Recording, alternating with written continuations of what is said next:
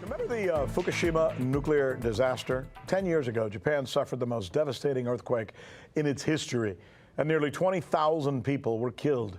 The nuclear site at Fukushima was destroyed, and the region was flooded with, well, nuclear wastewater. But the story didn't end there.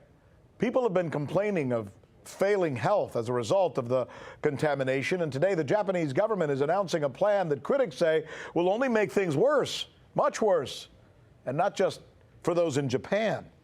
Here's RT's Alex Mihailovich with the story. It is a disaster that keeps on giving. In March 2011, a massive earthquake and tsunami triggered a nuclear catastrophe in Japan's Fukushima prefecture.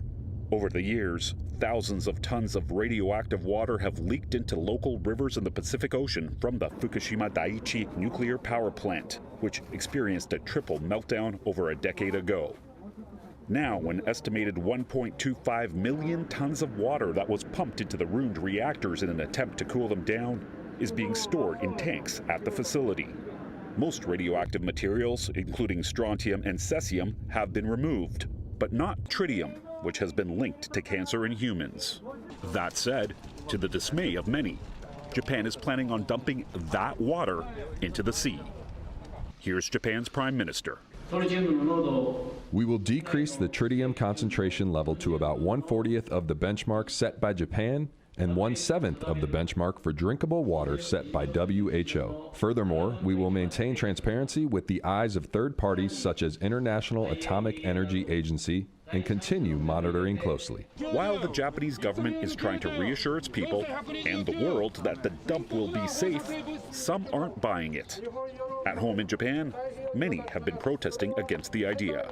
And foreign governments have also expressed concern, especially those in Japan's neighborhood, including South Korea. The Japanese government's decision is absolutely unacceptable. And China.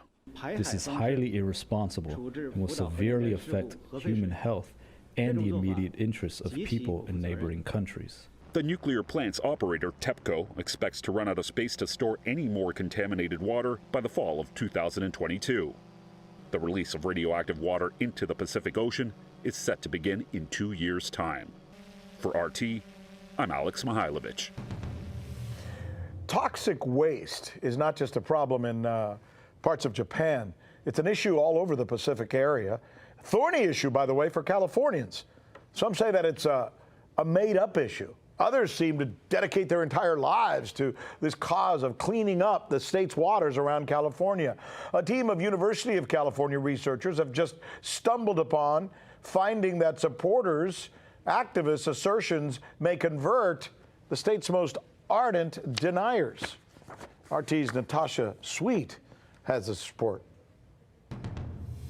Just 10 miles off the coast of Los Angeles, between Long Beach and Catalina Island, 3,000 feet down on the ocean floor, lies hundreds of thousands of barrels of industrial waste. And according to Dr. David Valentine, whose research team uncovered the findings, the waste has been piling up for decades. You're looking at DDT barrels found by Valentine's lab at the University of Santa Barbara. These images were captured by their cameras.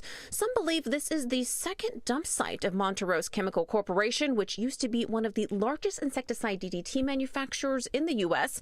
It stopped production in 1982. Past litigation found the Torrance-based company dumped millions of pounds of pesticides into county sewers from the 1940s until the 70s. 34 miles off the Palos Verdes coast needed to be restored as a result. Valentine's team believes this could be part of the reason why sea lions and other wildlife in the area are contracting cancer, which is reportedly rare for animals in the wild.